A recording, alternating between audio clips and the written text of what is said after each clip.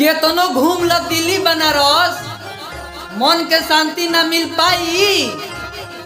केतनो घूम ल दिल्ली बनारस मन के शांति ना मिल पाई।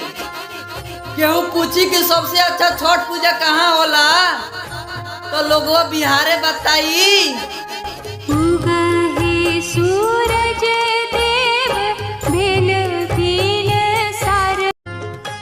ए छठी माई इतने कृपा करिह नु हमारा माई के हमेशा खुश रखिह।